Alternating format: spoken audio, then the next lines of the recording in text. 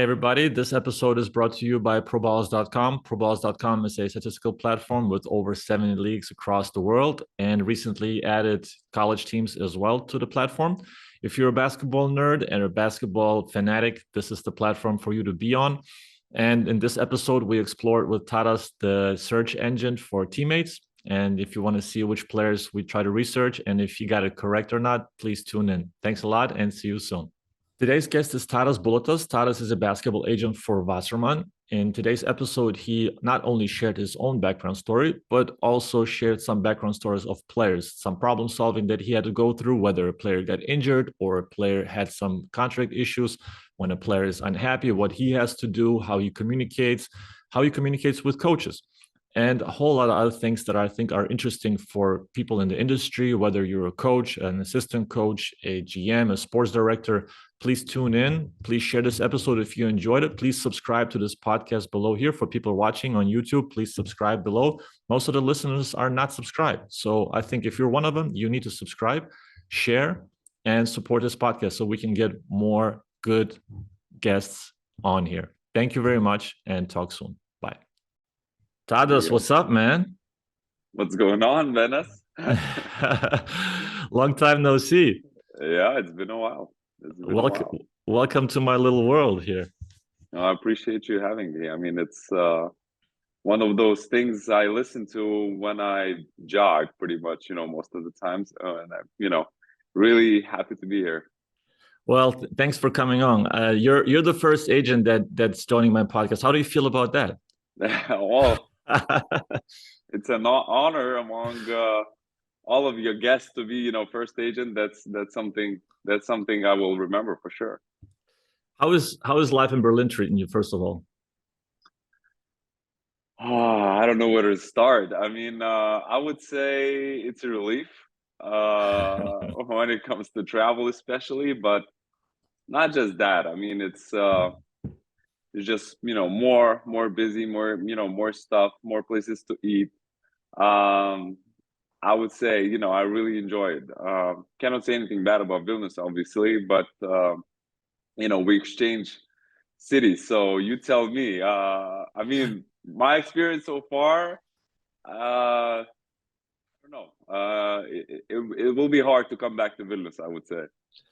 Yeah, it's Berlin. Berlin is special in many regards. Like you said, the food, the culture, the mix of cultures. You can find anything, anywhere, anytime. Basically, anytime is maybe far-fetched because some restaurants close early. Surprisingly, in Berlin, sometimes there's an issue going out to eat with coaches after games, or so you have to be really. There's certain restaurants that are open till 11, or you just go to a burger place that's open a little bit longer. Depends on the guest you're going with, and it could be casual. It can be, if it's a little bit more posh, there's only a few restaurants to choose from late at night.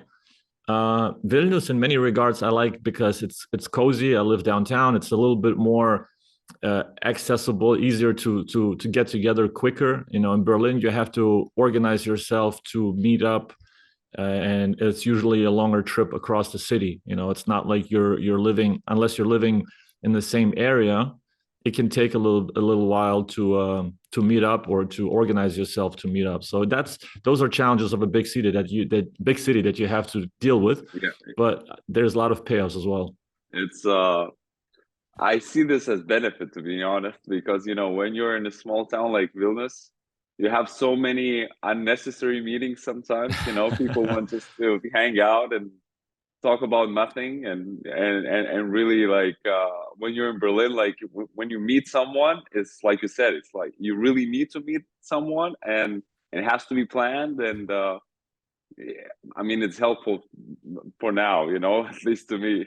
But when it comes to restaurants, I agree with you. I mean, Žalgiris was just in town, and I mean, obviously they had a pretty bad game, so we didn't go anywhere. But I was planning to take them somewhere, and it was a struggle. Yeah, it's you have to really pre-plan it a lot and call and make sure that they're open until a certain time. And then the kitchen, sometimes I was caught in calling the restaurant after the game while I was waiting in a hotel for the guests to make sure that we're really coming. We're really coming. Yeah. Don't close the kitchen, you know. Yeah. So those are little challenges that you wouldn't run into in the US, for example, you know, or in some other cities, or in Spain for that matter, or in Italy. You know, they're just open late. They're used to eating late. 100%. Anyway, time is money. As we have, we're talking about time, and we're going to talk a little bit about not money, obviously, but contracts and your side of the job, because your area of the job is always you're always caught in between different parties. You know, I'm also caught between different parties, but more in a neutral way. And you're obviously have to deal with a lot of politics on the other side of the ball, off the court. And we're going to talk about different things, obviously, because agents don't play. I can't prepare quarters for you, and I can't prepare ATOs for you. So at the end, we're going to go ATOs. I'm going to call them the small prints. Okay. All right. Okay. The small prints. So starting off with the profession itself in your path, just to quickly touch on, because your father was an agent, but why did you choose it particularly because your father was an agent? Was that the inspiration to you to follow that path, or was there something else that drew you into this profession? I mean, to be honest, my father being an agent was more of a block, to become an agent. I really didn't plan on being one and didn't want to be one. And I don't know, I keep thinking why. And I just think that, maybe because my dad, had so many kids growing up. Like I still have kids myself, because I think when I do, I want to spend, as much time as possible, with them. And, with our job, is not easy. So when I was growing up, my dad wasn't really around. And I thought, he's spending time with all of the basketball players where, I was a good student. They were not the most intelligent people at the time. Like, the way I saw basketball players were just, sportsmen, right? I mean, I really try to look up to people that were smart in class and stuff like that. So, I really thought that this is not for me, but I kind of got dragged into it because of Robertas Javtokas' brother, Arturas Javtokas, wanting to open an agency. And I think, his main goal was to attract my dad, but he couldn't really do it, at the time, because my dad had contractual obligations with another, Italian company. And he invited me to come and work for him when I was just 19. So I think it was around 2008, 2009. It was the second year of college. And, I was in Kaunas living with my parents, and there's this offer, to go to Vilnius at 19, live alone, have an apartment, have a salary. How you say no to that, and being part of, basketball that eventually I played basketball. A lot of my friends, were becoming professionals at the time, and I just said, okay, I'll do it. But even when I got there and I started working, up until probably I established my own agency, I wasn't really taking it seriously. Like I still worked as a business consultant because of because I finished economics and finance in bachelor's and master's. So right after I finished bachelor degree, I got the job in a consulting firm as a business consultant, and I worked on both parts. Let's say I worked for Arturas Javtokas agency, and I also worked for this business consultancy company. And in 2012, this is when I decided, okay, I'm all in an agent and established my own company, and this is when the decision actually happened.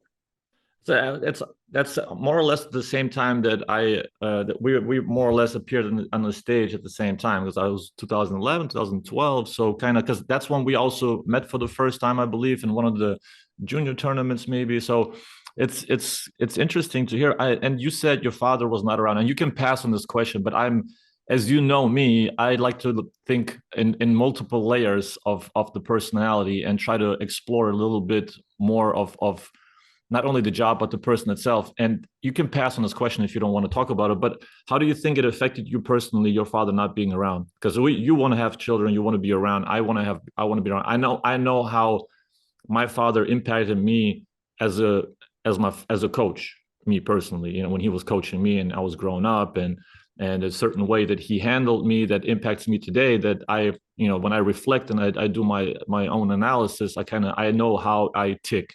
How did that impact you or your father not being around? Um, I would say he was around when I needed him. It wasn't like that, let's say that.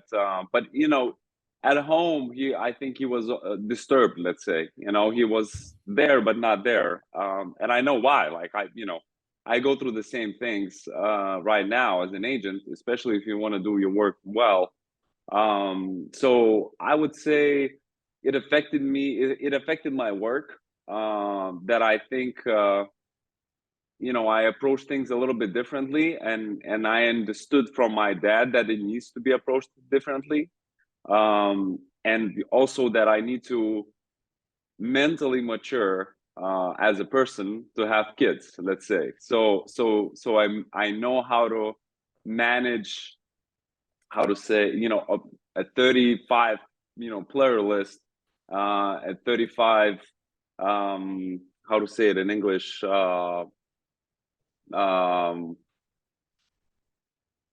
kaip Say the Lithuanian. Psychological cycles, let's say. I mean, Yeah. like emotional cycles. Maybe Yeah. that's the best way to put it. Because there's, sometimes you just feel the same way your client feels, right? Mm-hmm. You Empathetic, get more frustrated. Yeah. empathetic. So you need to learn those things so you don't bring that emotion of your client back home. Mm-hmm. So I think I'm getting, I just turned 35. I feel like I'm close. And that maturation process is tough. It can get, and with our life, and our life is in particular very, very particular, very special. It throws you curveballs that other people don't experience, and you see a whole different spectrum of information coming at you. So you have to be able to filter it out even more specifically. When you're living a 9 to 5 in the same city, same job, you're limited, in terms of what you experience emotionally, what you experience just through other people. And when you travel so much and you work with other people, you work with other cultures, you encounter different problems and different layers of problems that other people don't encounter. And then the maturation process could take a little bit longer because you're dealing with Yeah. the whole, it triggers other questions that you may have. Yeah, 100%. Yes. Yes. How early do you start recruiting players? Do you have like a limit of when you not look at players first of all, or is there something that jumps out? I would say it's getting younger and younger. Probably because of competition, and competition is increasing. Obviously, there's more and more young people being inspired by people like me to become agents, I would say. And I think more and more good agents are there, and I think, to me, the limit is like,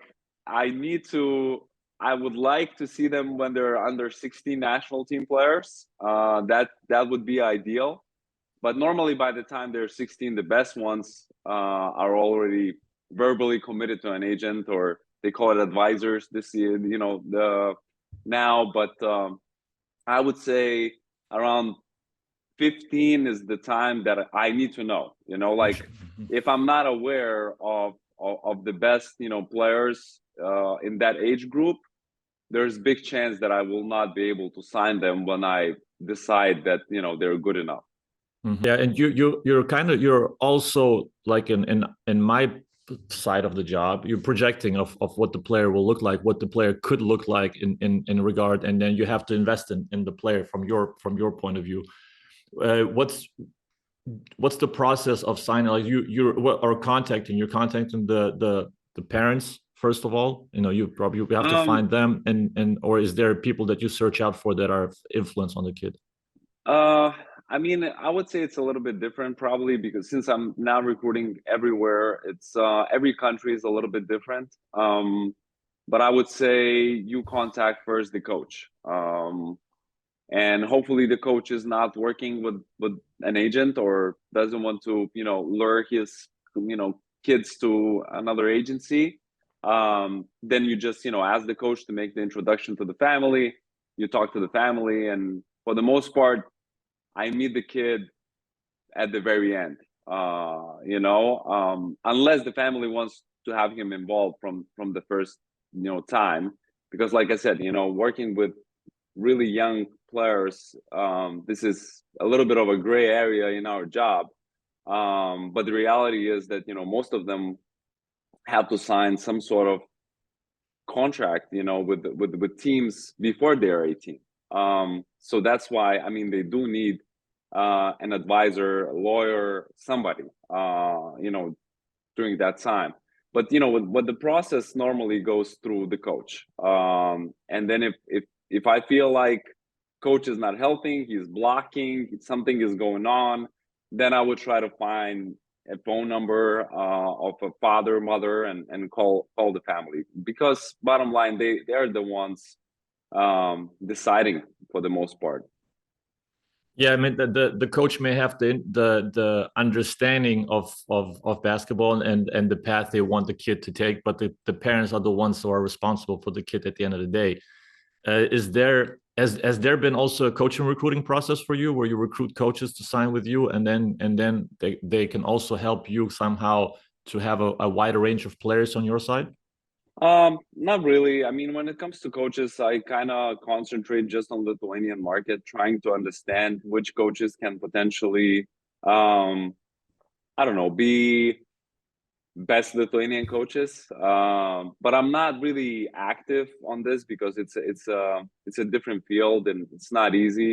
Obviously, having more and more coaches now, I learn more, I gain more experience in this field as well, and how I can potentially help them, and how it could grow, let's say, my business. So I think this year, actually, in Lithuanian league, I placed the most coaches I've ever done, ever. Interesting. So and my first real coaching client was Dainius Adomaitis. So let's say, with him, I started doing more and more. Mm-hmm. No, Dainius is, it's a great signing. I know. So once you sign a player, there's also some sort of at some point you're gonna go into contract negotiations with clubs. When you contact the club, or the clubs really contact you, what's the process there? Do you find most commonly, because it can work either way? Sometimes you see the player could fit into this structure, and it's not necessarily a young player, because a young player, we can talk about a young player's development process, that you have to go through the whole pyramid and place them in the right direction and have the process of going through farm teams and then going up. But let's say a professional player, you have a professional already of, let's say, early 20s, mid 20s, and do you look for the teams that could fit the player's profile, the coaches that use them the right way, or because what happens more often is probably the clubs contact you because they like the player. What's the most common process, and what do you look for in those situations when you're approached? Well, I mean, it probably depends on the career cycle, right? Like at which stage you are as a player. Are you still trying to establish yourself, or like grow and kind of use the ladder, or you are already an established player and there's not much else you can change, right, in your game or stuff like that. So it's a different approach, and again, it also depends on how well you played last season, right? Like there are some cases that you don't really want to shop around and you would rather wait to see who calls you, right? Just to show that we feel good about ourselves, that we will get a good deal, and when you start sending the name around too much, sometimes people tend to think that you're desperately in need of a job, right? So the players that had a good season, they are less likely to be shopped around. You wait for them you wait for to be contacted about them.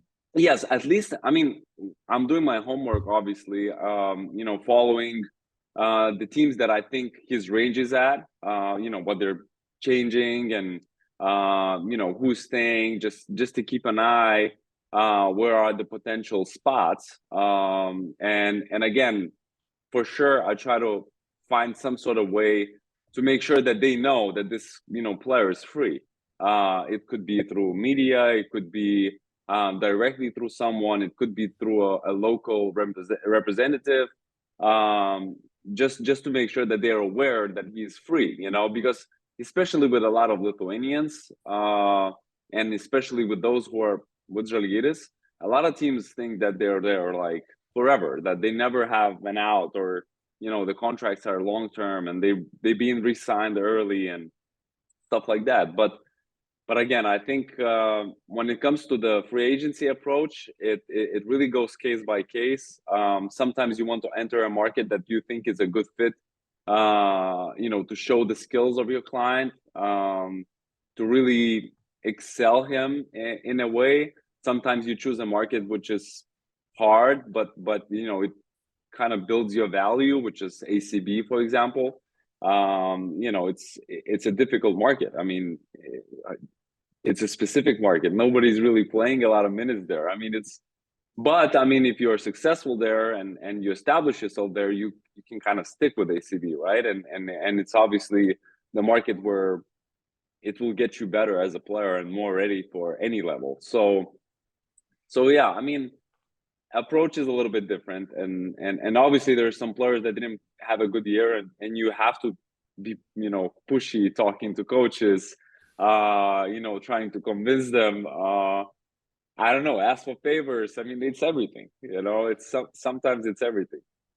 So that's a good transition, because I was going to ask about problem solving, and we're going to talk about different problems that occur during the season, because then you said talking to coaches, where do you see the necessity to talk to coaches, and how often do you see the necessity to talk to coaches? Because sometimes that everybody's trying to, it's a business that everybody's mingling, everybody's talking to everybody, sports director, and then just to make sure that there's no mixed messages, sometimes you have to have a direct contact. What's the approach of contacting the coach? What's the sign for you now? This is the timing, and how often do you have to do it? Do you think that you get your point across, or do you just get a feel for how the coach is ticking, and if he's interested, or if he doesn't want to listen at all? What's the approach when you contact or think about contacting the coach? Well, obviously, there's just so many teams in Europe, so many different coaches that in every level it's hard to know. But I mean, high level, Euroleague, Eurocup, Champions League, organization and who is deciding. I mean, that's our job. And sometimes that talking to anyone apart from the coach is a waste of time. And sometimes it's it's a sports director. Sometimes it's even a scout that has the most power, let's say, in decision making. So you kind of pick people you try to talk to, and obviously sometimes you pick people you talk to, but you have to make sure you're informing others that you're having these conversations, so nobody's getting pissed about how you approach their territory. Yeah, not to step on anybody's toes, that the communication has to be sometimes in a triangle, sometimes in a rectangle, in the square, or whatever. Coming back to your point, I think in Europe it's still a lot of places it's coaches. The way they still sign players and recruit players, it's really through coach's decision a lot of times. Yeah, and it's still difficult, because you don't want to. I can see both sides, because I've been on the coach's side, and I can understand the agent also. I mean, obviously there's incentives, there's interest, there's the future of a player at risk, and sometimes the coaches, when they can't make him fit, they can't find the way for the player to succeed. You have to find different paths, right? You have to navigate and then find maybe we had players in the past where you try to play them at a different position just to give them playing time and just kind of give the player opportunity to shine and help him somehow to figure things out. You know, when it doesn't not help, when you tried everything, what's the approach there? What's the process there to help the player, help the club, help the coach? To, you know, you have to find a different direction, and then what's the usual behind the scenes path for that to occur the right way? You mean to navigate the problem in the team, or no, to navigate and to possibly find a player in a new spot on a different team if you have to, because both parties are not happy, it's not going anywhere. Yeah. The player's season is going to be ruined if he's going to stay. Obviously there's some, I've heard that some players sometimes, because they have a good salary, they prefer to stay, they don't want to leave unless they get the same salary somewhere else or whatever. So what's the process look? What does the process look like when you kind of decide, okay, we have to find a different team for the player? Again, it depends on, you know, the salary you have signed. You know, and sometimes, you know, I just had a situation like that with Olisevičius, you know, who signed you know, his biggest contract ever with Reggio, and I mean, at the time, we signed it in the middle of the year, middle of the season, and he had, you know, a lot of interest, and we signed it for, you know, very good money for him because we didn't wait until the summer, right? Then he got hurt. Then they changed the coach. The new GM came, and they decided that he doesn't fit, you know, the profile they want to play. And it wasn't easy, you know, because we just signed an agreement when he was playing great early for that amount of money, right? So Olisevičius, you know, he didn't want to let any of that money go because, you know, he played his best basketball. He felt like he earned it. So, you know, when you take an approach that you don't want to lose any money, then it really depends on what we can find as agents, what we can, you know, what the team can, you know, potentially maybe help in also looking for a team. So it took us, you know, 3 months to actually find a solution. Sometimes it's you know, the player doesn't want to be there so bad. It's his first year in Europe or second year in Europe. He wants to just deal with the problem right away and, you know, accept a couple of salaries up front and move on. So I think the negotiations to terminate really depends on what you have done a year ago, you know, like before you came there. So if you came from a situation where you didn't perform well and your contract is not big, or you just entered the market, you know, you don't want that trouble and you just want to solve the situation. But if you sign that agreement knowing that you had 3 other options, right, and you chose that option for whatever reason, it could be money, it could be, you know, a chance, exposure, you know, situation or whatever, well, you know, then it gets personal because, you know, you foregone some of those other opportunities, and now for whatever reason you don't fit, or, you know, people want to cut you. Yeah, there's sometimes probably paths where both teams, the new team and the old team, agree probably to split the salary and help each other to make this deal happen, and then they just kind of, so the player doesn't lose out, right? Yeah. So I mean, this is the approach you normally, you know, take at the beginning. You just ask them, you know, please give us 2 weeks. You know, we'll look at the market, we'll see if there's anything, and if you get lucky, sometimes they pick, you know, the player, or sometimes they even maybe pay more or pay a little less, and then you know, your current team is paying the difference. So that would be ideal, and this is the situation where you know, the team that wants to cut a player actually loves the agent, you know, and that he solved the problem like this. And I think, you know, a similar situation we had with Milano and Gudaitis when they had a really big deal, you know, with him, but decided, you know, Messina decided he doesn't, you know, fit what they want to do, and you know, we found Zenit, and it was a very easy transition, let's say, for him to move from Milan to St. Petersburg. But yeah, I mean, it's always a struggle. This is one of the toughest things, you know, we have to do as agents. It's tricky for you in regards to future partner, and because you don't want to, you know, piss off the club or the GM or the coach, because you also want them to sign players from you in the future. So you're always also dancing the line of being fair to the club but also fair to your client, and then trying to make everybody happy, because it's a business, you know, and you don't want to close doors to potential contracts in the future. True. What's the process when a player gets injured? What's the approach there when you take your guy hurts himself, not necessarily, let's say midterm, not like an ACL tear, because it's a long process, but 3-4 months out, you know, and then you have to go through a certain process of contacting, controlling the process of rehabilitation and contacting doctors, knowing who's doing what are responsibilities are there.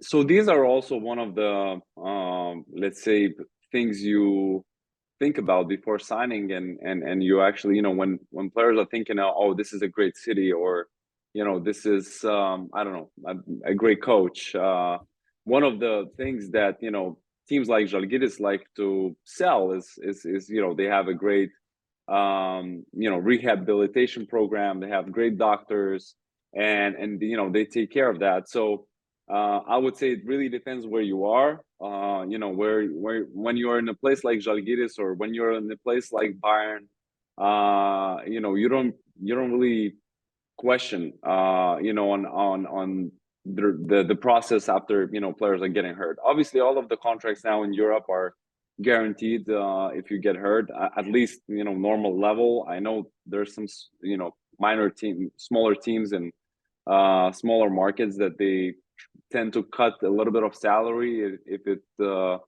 I don't know, if the injury is more than 2 months, 3 months, 4 months, something like that. But for the most part, it's all guaranteed, so you get the money. But when it comes to rehab, it really depends on the place. And there are some teams, you know, I don't want to mention, where, you know, you push for second opinion. Sometimes you push for, you know, having the player come to his home country to rehab, and it happens a lot, I would say. So, and this is something we also, you know, when we sign the agreement, knowing where we are signing it, we always try to include the clause that, you know, the player can get a second opinion. He can decide where he gets surgery, treatment, and stuff like that. Yeah, sometimes if you already sussed it out, I think during the season, you see maybe beforehand when you say you do your homework, to know that if a player gets injured, you're going to have to take more control in the situation and control the process a little bit more. So I'm sure if it's in the club's best interest also that the player gets well sooner, so that normally they shouldn't be in the way. Yeah, but hopefully they're not over pushing you. You know, so that happens a lot in Europe. You know, the season, when, you know, you normally have a 1-year deal with these players, and you know, when they get hurt and they're important, this is where it gets tricky, especially with, you know, muscle tears and stuff like that. I mean, it's that's muscle tear. I think I pulled a muscle this morning too. I was thinking, just going off track a little bit. I went to jog in the snow, and my calf started tightening up like 20 minutes into the jog. I was like, damn it. Just now I had to stop. I was walking the last 10 minutes, 15 minutes. I was so pissed off. So but my brain, you don't run tomorrow again. No, now I'm gonna have to somehow massage my own calf here. Yeah, okay.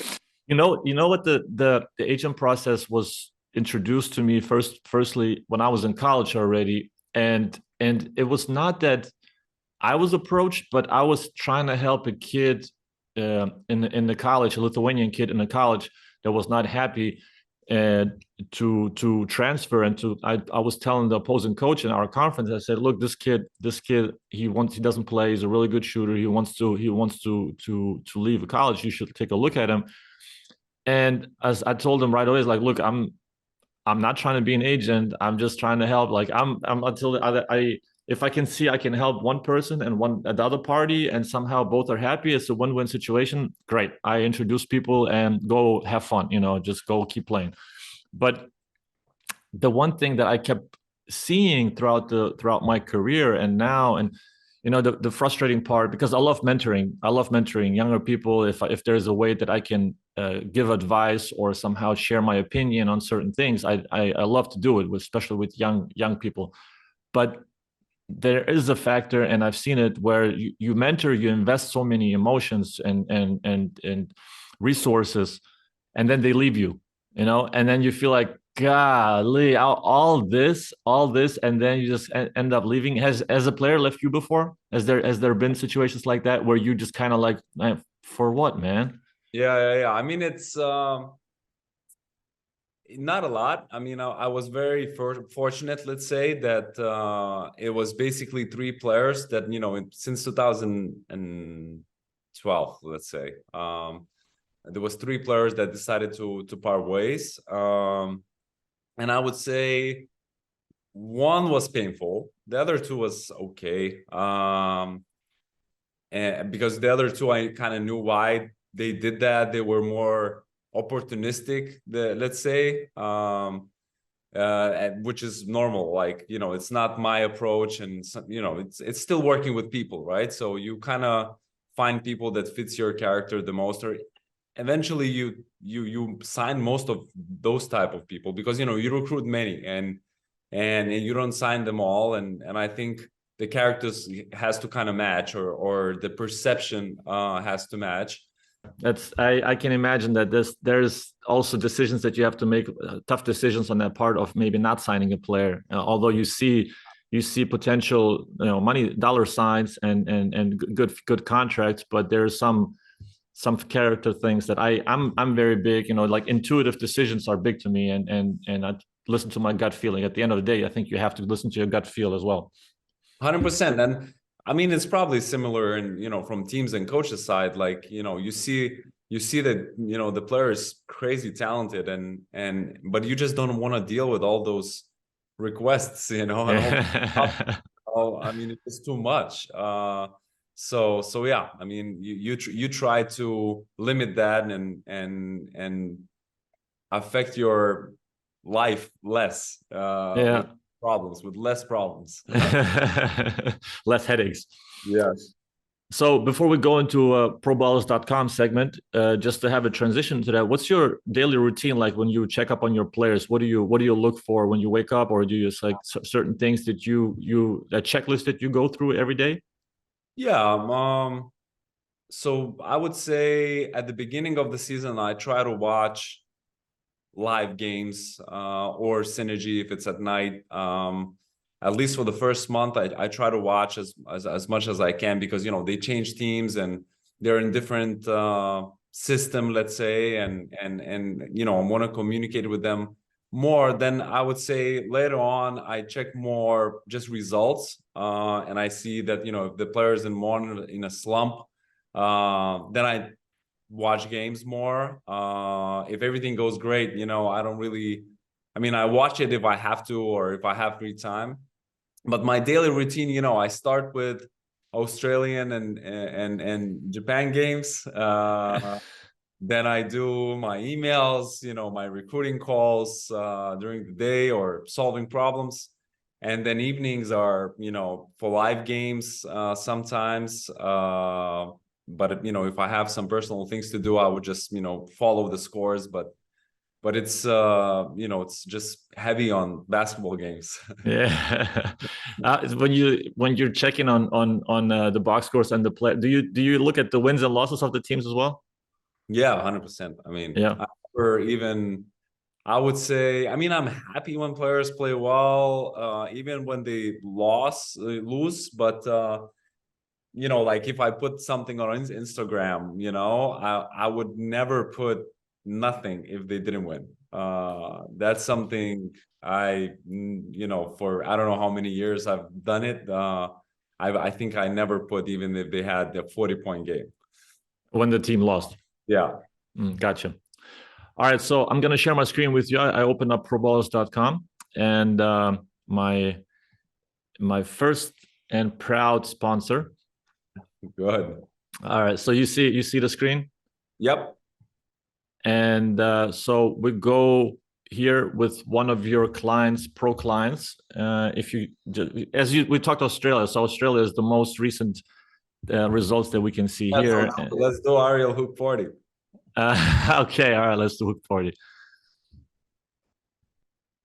All right, so he's draft eligible, right? I mean, it's okay. I guess so. I mean, we can do another player. Well, if Celtics select him, I'm fine with that. All right, let's go with somebody who's not eligible. Let's go with Tubelis. All right. All right. So here you don't have his brother in there. That's funny. Yeah, he was right here. Yeah, he was there. It's right here. Yeah. So now, welcome back to Lithuania, Ąžuolas, and you see his most recent games here. And now, if we go to teammates, I'm gonna ask you. We're gonna do a search of who do you think was the teammates that he played with the most throughout his career? Oh, that's a great question. I would say, I mean, it has to be Marčiulionis. If you calculate youth, you know? Youth, yeah, it's all youth also included. So let's check the least one. This is the number of games, right? Yeah, number of games they played together. Okay. And the most one is Marčiulionis. You're right.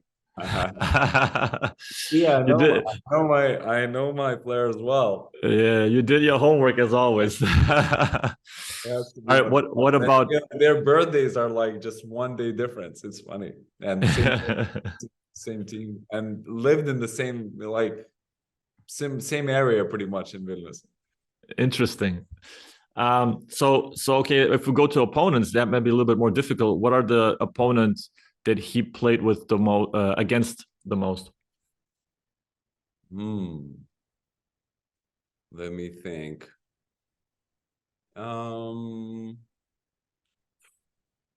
That's a tough one. I'm starting to think, is there any?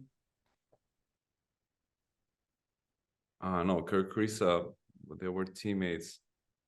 Let me try to make a guess. Someone from Žalgiris has to be. 2001. Let's do Velička. Velička, all right. And it is Tiger Campbell. Because the college are probably the most matchups with UCLA, I suppose. Right, you're right. Tiger's my client, so that's nice. It's against it's my client, and Marčiulionis, is also my guy. Interesting. That's the triangle right there for today. Yep.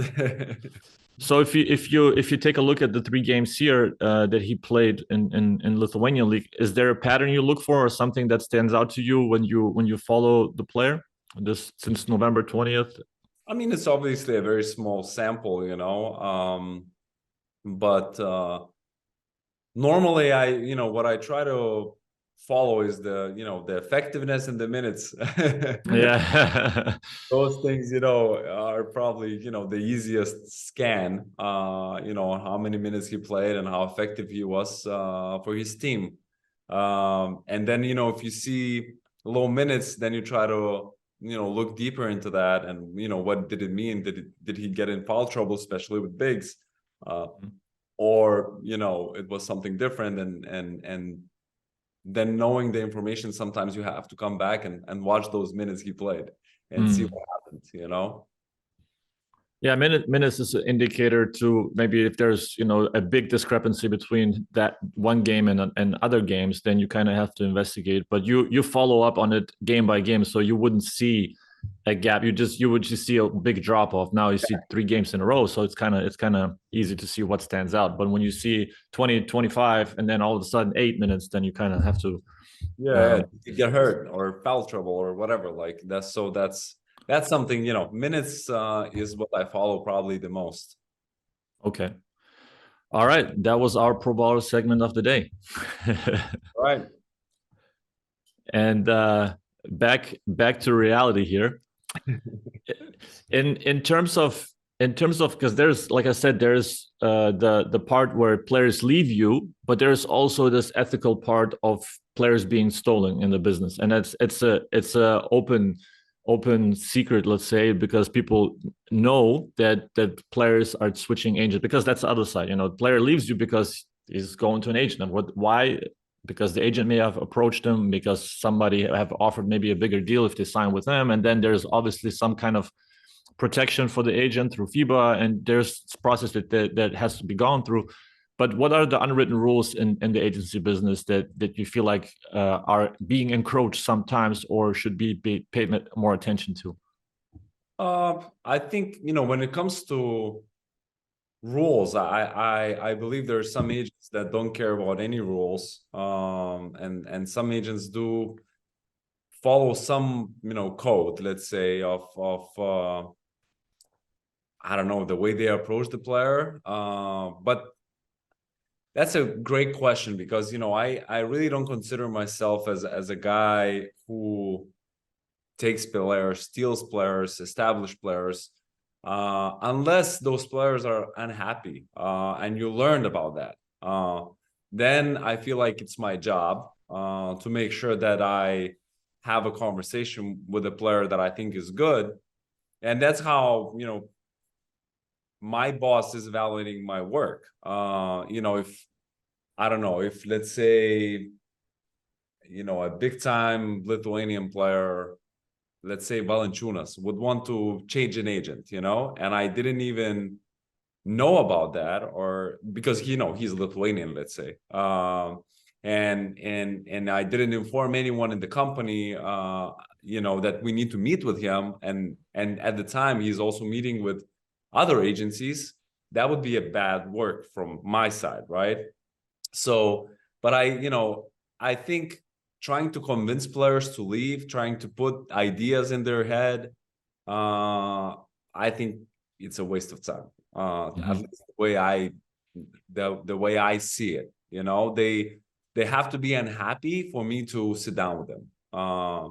If they are unhappy, meaning they want to change an agent, no matter what, then it's my job to make sure that I am aware of that, and I should be in front of him so that he considers. It's the same way as recruiting. It's there's some that you learn about that from other agents sometimes, or you learn about that from teammates, or you just know that the player is unhappy. So this is one part, but majority, I would say 80% of my time I'm spending to recruit young players.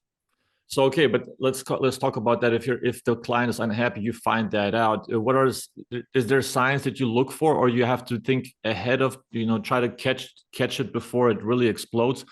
And what's the conversation like? Do you wait for him to approach you, or are you proactive in approaching him and seeing, hey, I want to make sure that you kind of feel happy in the situation you're in, or with us, and is there something that we can do, or what's the conversation like with the player that's potentially unhappy?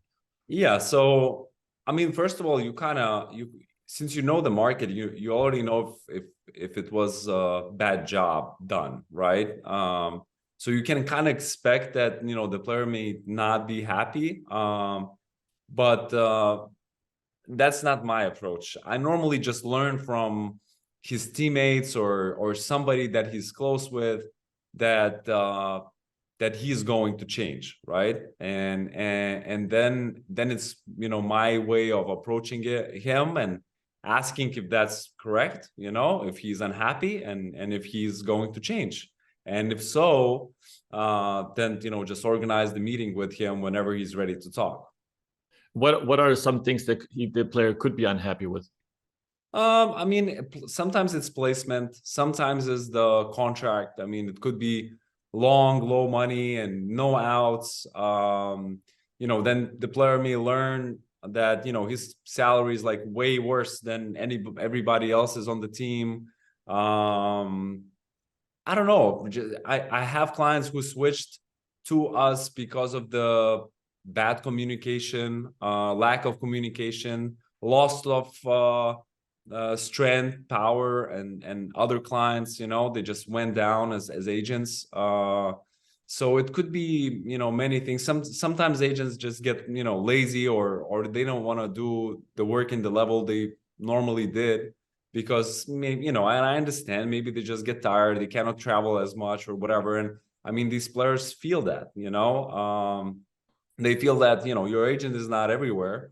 He's not, you know, in the main events, he's not talking to teams, and you see the other agent is everywhere. He's in every game and he's doing all of this. So I think there's many reasons for those switch. And sometimes for sure it's, you know, someone is actually putting that idea into your head in I don't know, having drinks in the club or whatever. I mean, and some agents actually work like that. And I think I said this before. I think when you just look at the business, you know, at the agent work as just as business, it makes a lot of sense to recruit players that are not happy, or try to, I don't know how is a correct word, to lure players that are playing great. And I think, you know, best agents in Europe, they became best because of this, more than recruiting young players and trying to be with them their whole careers, which is my goal. You know, this is where I enjoy myself as a person. You know, I enjoy that part of the business, and it doesn't matter what kind of, you know, person I choose to work with, because, you know, every person is different, and their ceiling is different. But I really enjoy being, you know, part of that road until they're done playing and trying to, you know, find place in life. Yeah, that's you. I was going to ask you that, but we can.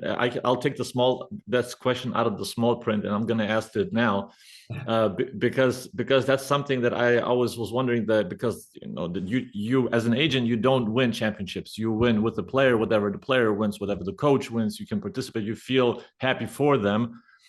What's the gratifying moments for you? What's, like we said, you follow a guy's career, you help them to maximize their career in every aspect. Then you kind of help them probably invest the money. You help them kind of, you know, lay the groundwork for a life and the next life after basketball, because they have to start a second life, you know, basically at 35 to 40, somewhere in that range, and they have to find a new identity and all that. But what's the most gratifying moment for an agent to feel like accomplishment?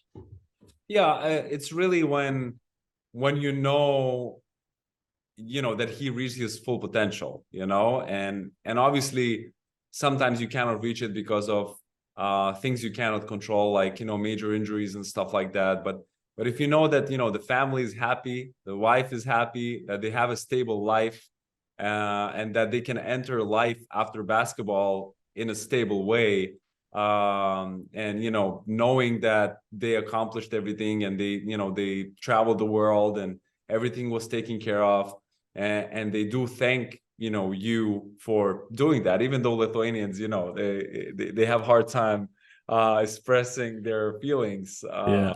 but when they do, this is the biggest accomplishment. It's not money, it's not, you know, but when they actually appreciate and feel the support and feel the help, and this is the let's say the best moment, you know, apart from them, you know, winning and obviously signing, you know, biggest contracts and having the smile on their face. Like Olisevich is a great example. I told him when I signed with him and I pushed him, I told him, eventually, trust me, you will sign at least 200,000. He never believed in me after, you know, up until he actually signed the deal with Degio, and I, you know, I told him, you remember, I told you when I think he was maybe in in Pasvalys at the time or something, playing for, I don't know, 3,000, 2,000 a month.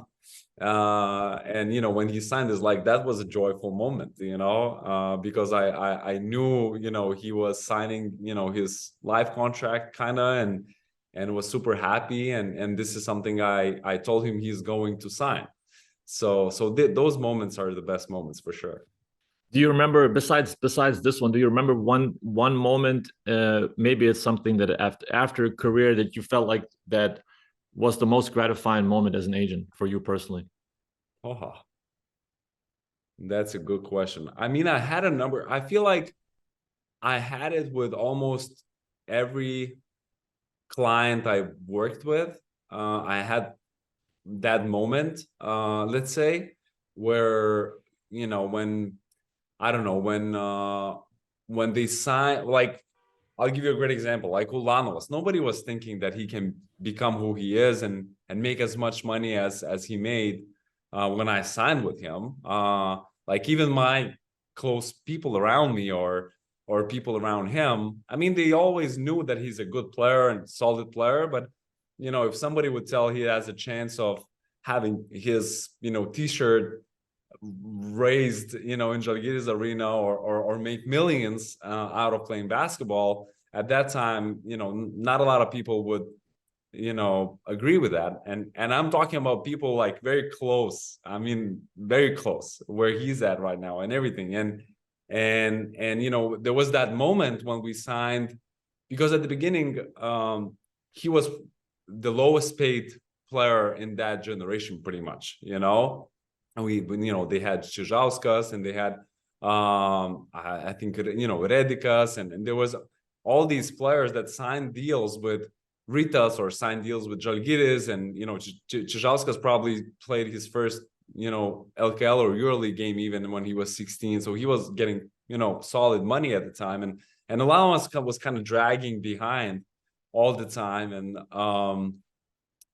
it was always underpaid, let's say, you know, it was always, you know, lowest amounts, and you know, it was a moment when we signed this really, you know, big deal for him, which gave him status and showed that, you know, he can actually make a lot of money out of this. It was a very, you know, joyful time as well. And it was the same, like I said, you know, with all these guys, and including Gudaitis, when we managed to move him from Rytas to Milano, and then you know, he played great in Milano, and then we signed this crazy deal after ACL. Like, that was also a huge, you know, accomplishment when I flew to Milan, met with the president, and convinced him to give him this contract as a show of trust, and you know, when we signed it, it was one of the greatest accomplishments for us, you know, for both of us. Those, I can imagine those contracts that are unexpected, you know, throughout you see the process going throughout a player's career from the bottom to the top. And then I remember when I was signing my contracts that you know, I never thought I would be signing with the Celtics, you know, when I was growing up in a little town in Germany.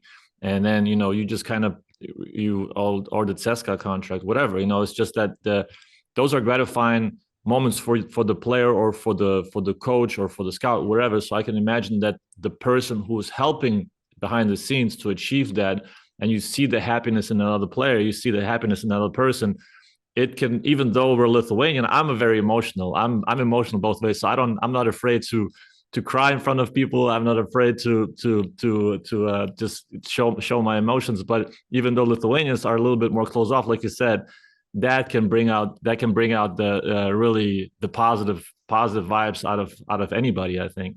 Yeah, 100%. And I mean, you know, I also was part a little bit at the end of Jankūnas' career, of Pocius' career, of Javtokas' career, even though I didn't have as much influence on their careers. That was also, you know, really proud moments, because I know towards the end of their careers, I actually did help them. Maybe less on the court stuff, but more off the court stuff. And it was also another, I would say, proud and nice moment when they finished their careers. You know, they became who they are right now. And that was also a joyful moment. And I want to be part of of those moments for the guys that I started working with 15, 16. So that must be special. Yeah. And let's talk a little bit about the future before we go into the small print, because I have just a little things left here for us to talk about, and I'm hoping that you can project the future a little bit, because we always have to project a little bit, you know, whether it's the player or the situation. You always have to kind of think forward, right? And in your job as well, you gotta make your homework, anticipating certain things to happen with the club, with the player, with whatever the current situation may be. And I don't know if you anticipated that, where the nobody probably anticipated where the game is going these days with you know, the competition from the US with young guys. You know, European players going to the NIL money, taking the NIL money, and it's a little bit of it's a game changer. But where do you think now the game would be going 10 years from now? You know, where do you think the game will be, and from your perspective, future wise, which way is it headed? That's a great question. I think I still believe it's going to go for, especially for international players, that you know, let's say my business and my job is to find international players outside of US and inside of US that are international, to try to recruit them and work with them. So I think for these kids, it will continue to go in cycles. I believe, like it was in the past. I think, you know, right now we are at the moment where best kids try to go to college, right? And I think NIL is one part of the reason, but I don't know if it's the main part. I think the main part is actually not playing in Europe, you know, because I think potentially if you're playing in Europe, you can make, I mean, even if you're making half of the money that college can, you know, organize, let's say, for you, I think a lot of people would just, you know, agree to stay home if they're playing. So I think in 10 years, I wouldn't be surprised if we're the second cycle of them going to college. But I think I wouldn't be surprised if in the next 5 years, there will be less best players going to college. I think the European teams will try to approach this problem and actually playing them and trying to figure it out the best way to keep the talent here, because playing is one. The second thing is also having enough coaching staff to make them better. I think Žalgiris is a great example. Like, you know, if you turn back the time when they always had, you know, a second team, right? And they kept inviting second team players to the main team. But, you know, to the main, when they were with the main team, they didn't play 5-on-5s, and they were, for the most part, they were sitting, you know, and now they have enough coaches, even when these kids are not playing 5-on-5, they're still getting better, you know, just being part of the main team. So I do believe that, you know, right now everyone is going there. 5 years from now, I think there's a good chance that best kids won't go, and European teams will adjust to that. So, and again, we talked about Australia. I think that's another market that is going to take a lot of kids also from college. I think especially those that they think they're one and dones, right? I do believe that, you know, people will go more and more there, especially if this group from this year is going to be as successful as, you know, people predict them to be in this draft. Yeah, it's always hard to predict the future, but like you said, it's in waves. I remember when I went to the US in the early 2000s, and that was a big wave from I was in Germany, but I went from Germany to the US, but it was still through Lithuanian connections and Lithuanian players, you know, from the mid-90s to early 2000s. It was a big wave going to college and playing in college, and people forgot. Then it was kind of lingering down, and not that many high level, I think, players that went to college, and now it's just kind of picking up again, and hopefully, I'm always very, I think I look at it from a very individualistic and subjective perspective, because it really depends on the player itself of what his opportunity is, and if he's gonna play in the US, he's gonna he's going to have a life on campus. He's going to meet people. He's going to learn English. He's going to have an education. He's going to enjoy and spread his network. I'm just speaking from my own experience. And then, on top of that, get paid now. Back then, nobody got paid. Man, you got some barely any meals. and then you think, like, what's, if the player is going to play in Europe, he's going to get paid and he's going to have a good environment around him, like you said, home or whatever. It's great, perfect. But then you have to really, it's a case by case thing that you have to really make a decision on. And I think that's the biggest challenge for today. Yeah, and it's also, knowing where you're going to, and having the real information. And this is where, I try to invest as much time as possible to actually go and meet people there and watching those games live that I actually know. I mean, I go to US probably 4 to 5 times a year, and I go see those games because I think it's really about the place you choose to go to. I mean, for whatever reason, style of play, it could be people that you trust, people that have experience with internationals, right?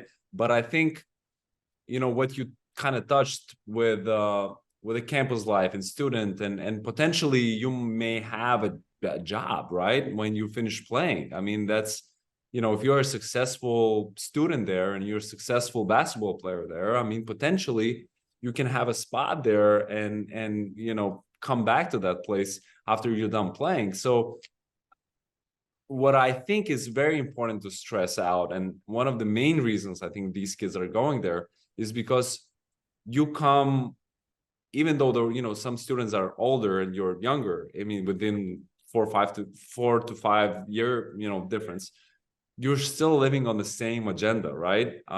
Everybody wants to get better. Everybody needs to be more physical. They need to be stronger. They need to learn stuff, right? And while you're in Europe, and everybody on the team, not everybody, but like just almost 2 groups, right? And normally the veteran group is way bigger, and they are on the completely different agendas. Like, the older group, needs easier practices. They need to rehab on the free day. And it comes down to, like, do you have enough staff to make sure that your young players are kept busy, especially if they're not playing, right? Or they play limited minutes. Like, you have to keep them busy. You have to keep them getting better. And I think a lot of times this is the biggest issue, because you have these kids going after veterans, and they would be like, chill out, like, I need to. And, you as a kid, you kind of lose motivation and you get into this bad habits of thinking that that's what you also need, So I think that bottom line, the main reason you need to go to college, at least today, until these European teams adjust, is to get better. To get better. And I also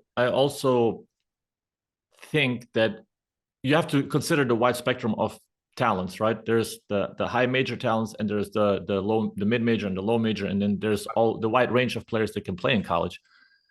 And no matter what level you are after college, I think there's a wider range of opportunities there, because not only because of basketball, because of all the other things that we've listed, the culture aspect, the language aspect, the bachelor degree, maybe you start on your master's degree, so there you can go in so many directions afterwards, and depending on what you choose or what you decide to do and what's closer to your heart, I think at that point.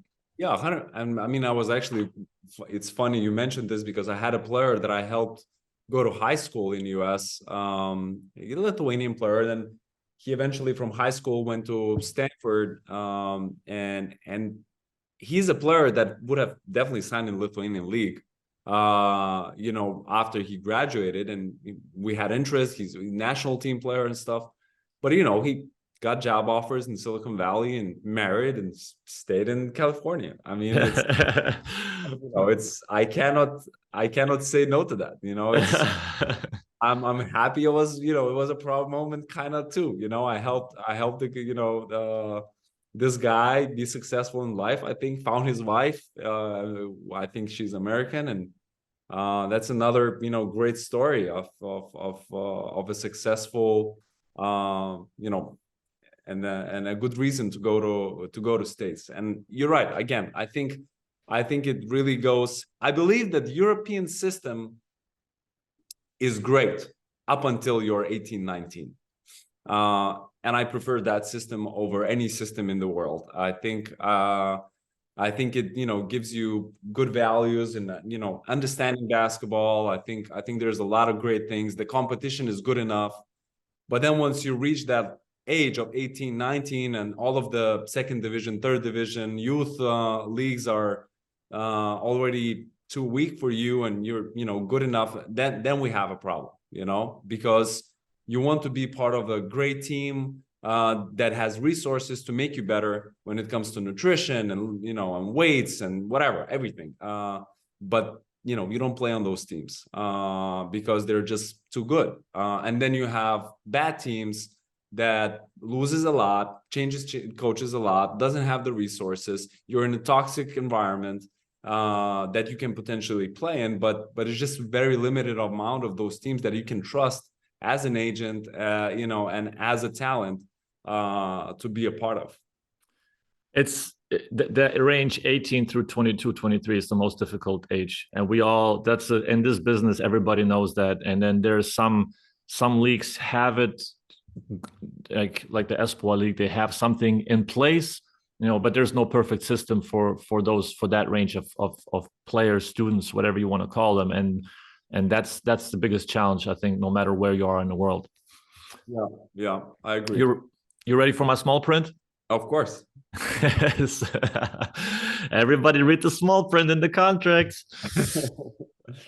All right. Favorite activity outside of basketball, aka hobby? Art. Art. I would say art museums and overall art. I buy a little bit of art.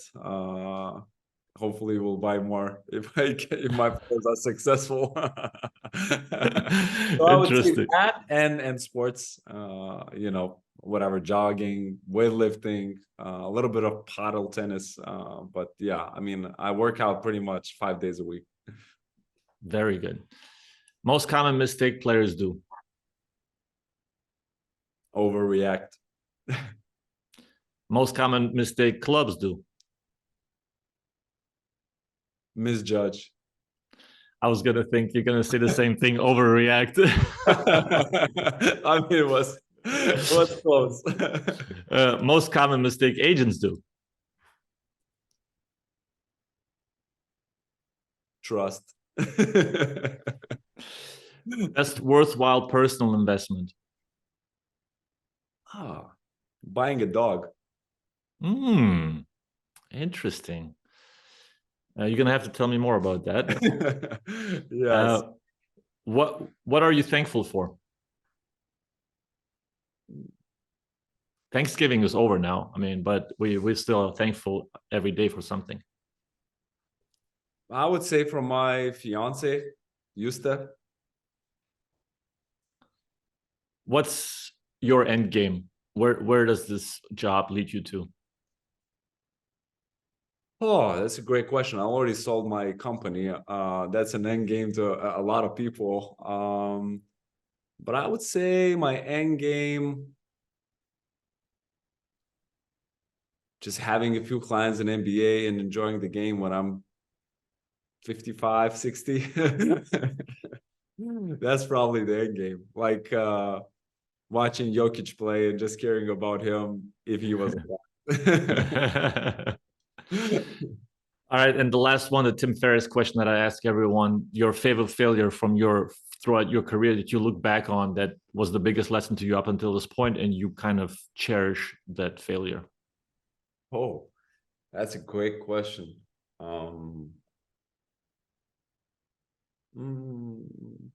I would say overreacting together with the client,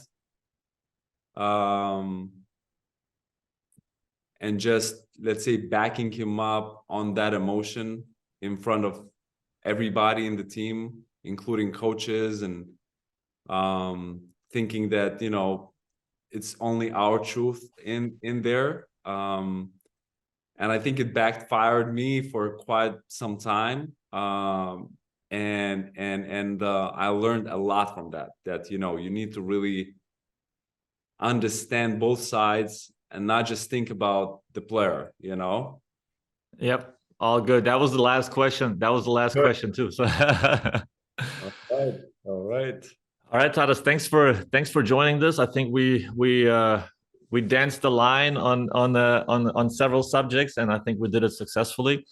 I hope we did it successfully. But I appreciate you sharing all this information and all your experience. I think that to young up and coming agents, it's probably interesting to hear the challenges that this job encounters a lot on a daily basis, and I'm sure there's a lot of things they can learn along the way as they do it, because you learn by hands-on and practice and not theory. So still, the theory is important to kind of prepare you for those moments. So thanks a lot for sharing, and thanks for coming on, and I hope to see you soon. Thank you for having me, Benes. Keep doing good work with this. I really enjoy listening. Thank you. Thanks a lot. I need to stack up my marketing department here. So okay, everybody here listening, share this podcast. Thank you. All right, talk soon. All right, bye. Yeah, thank you. Bye-bye.